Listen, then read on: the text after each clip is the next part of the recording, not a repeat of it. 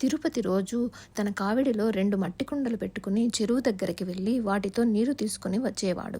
అయితే ఒకరోజు వాటిలో ఒక కుండకు చిన్న దెబ్బ తగిలి దానికి రంధ్రం ఏర్పడింది. అప్పటి నుండి రంధ్రం పడిన కుండలో నీరు నింపిన అప్పటి నుండి కొంచెం కొంచెంగా నీరు కారుతూ ఉండేది.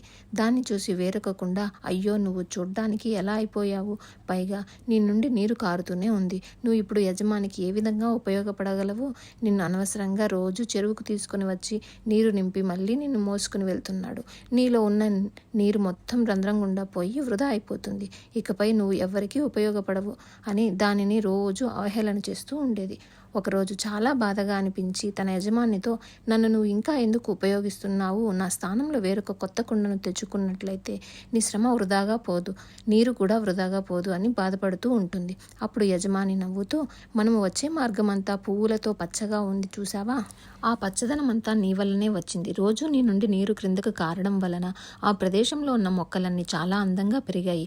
మరొక కుండ ఉన్న వైపు చూపెడుతూ, ఇటువైపు ఎటువంటి మొక్కలు లేవు, ఎందుకంటే ఆ కుండ నుంచి ఎటువంటి నీరు క్రింద పడటం లేదు. అందువలన నువ్వు రోజు నాకు భారంగా ఉన్నావు అని భావించవద్దు, ఎందుకంటే ఇటువైపు ఉన్న పచ్చని మొక్కలన్నీ బ్రతకడానికి, ఇన్ని రంగురంగుల పువ్వులు పూయడానికి నువ్వే కారణం. నీ నుండి వచ్చే నీరు అంత ఉపయోగకరంగా ఉంది, పైగా ఇక్కడ ఉన్న పువ్వులను ప్రజలందరూ మాలగా కట్టి దేవునికి వేస్తున్నారు, అంటే నీ ద్వారా వృధాగా పోయే నీరు ఎంతమందికి ఉపయోగకరంగా ఉందో నువ్వే ఆలోచించు అంటాడు. అప్పుడు పగిలిన కుండ ఎంతో ఆనందిస్తుంది. వీరి మాటలు విన్న వేరొక కుండ ఈ కుండను క్షమించమని అడుగుతుంది.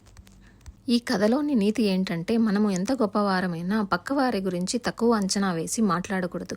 ఈ కథ గనక మీకు నచ్చినట్లయితే ప్లీజ్ లైక్ చేసి సబ్స్క్రైబ్ చేయండి. Thank you.